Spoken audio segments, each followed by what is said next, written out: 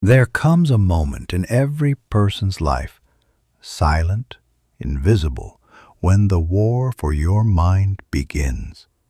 It doesn't begin with sirens or warning bells. It begins the moment you let a thought in that you didn't choose. A whisper that says, "You're not enough. You'll fail like the rest. Who are you to dream that big?" And if you do not stand guard at the gates of your mind, those whispers will become your inner voice. And your inner voice will build your world. Because the truth no one told you is this: the most powerful tool you'll ever have is not your talent, your connections, or your resources. It is your ability to direct your thoughts with purpose and conviction. Napoleon Hill said, "You are the master of your fate, the captain of your soul, because you have the power to control your thoughts." And yet, most people walk through life letting the world write their script. Social media writes their values. News headlines write their fears. Failures from the past write their future. They give the pen to everyone but themselves. But you were not born to be a puppet of circumstance. You were born to lead your mind like a commander in battle. Understand this: your thoughts are not harmless. They are not passive. They are seeds, and whether you're aware of them or not, they're growing. If you plant worry, fear, and self-doubt, do not be surprised when your life becomes a reflection of those weeds. But if you plant clarity, courage, and unshakable belief, you'll harvest a life that mirrors your highest potential. Thomas Edison wasn't the smartest man in the room. Henry Ford didn't finish school. Walt Disney was fired from a newspaper for lacking imagination. But they all had one thing in common: they mastered their inner world before the outer world followed. They visualized the result before the blueprint. They heard no from the world, but screamed yes inside their own minds. Control your thoughts, and you take back your life. Lose that control, and someone else, your critics, your fears, your past, will live it for you. But here's the catch: controlling your thoughts is not a one-time decision. It is a daily, moment-to-moment discipline.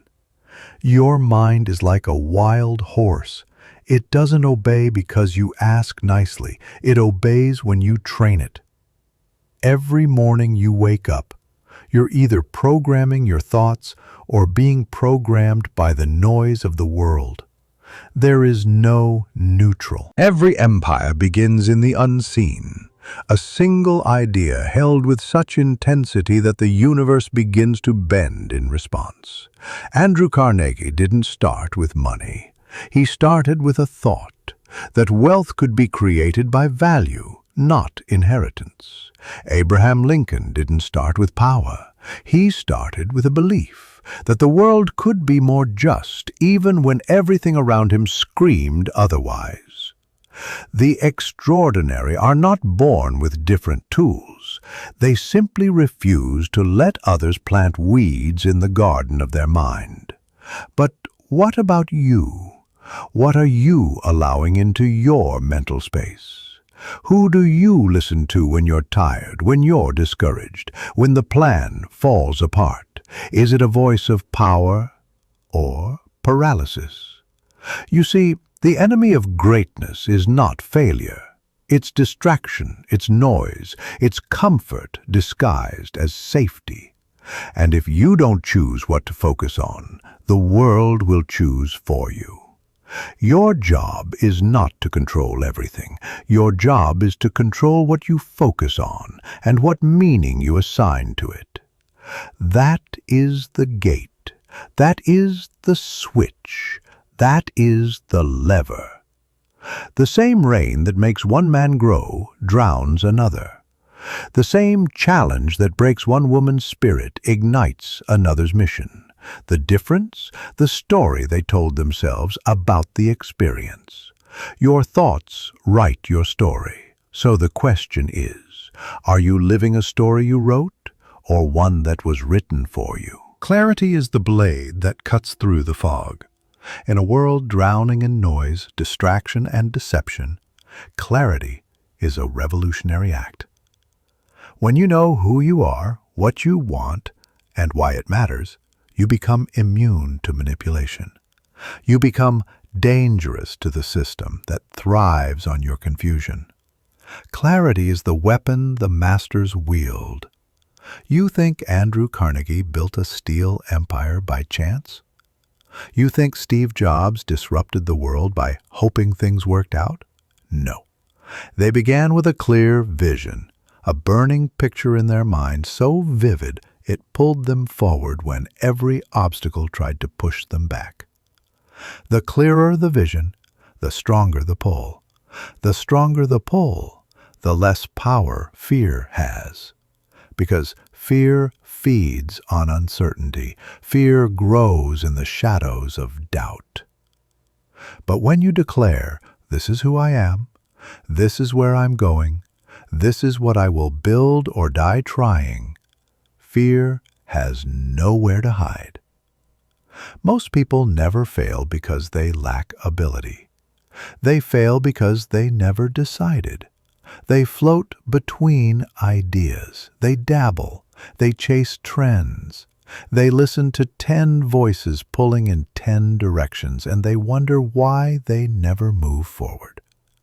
But the elite, they decide once, and then they commit like their life depends on it.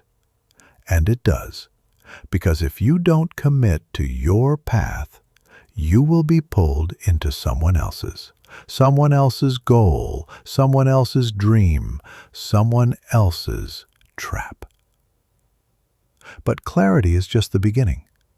Clarity means nothing without belief.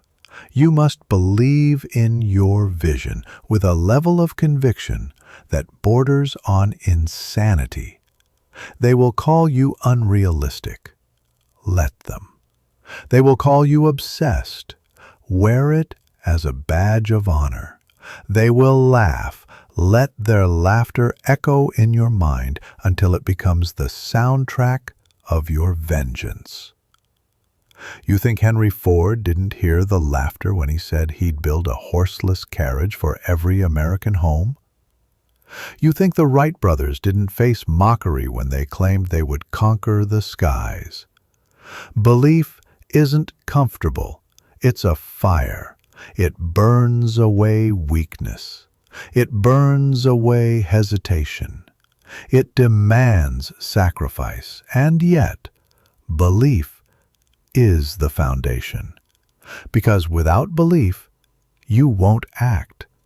And without action, nothing changes. Do not wait until you feel ready. Do not wait until the path is laid out. Belief is not born from evidence. It is the evidence. It is the proof that you are no longer a prisoner of your old story.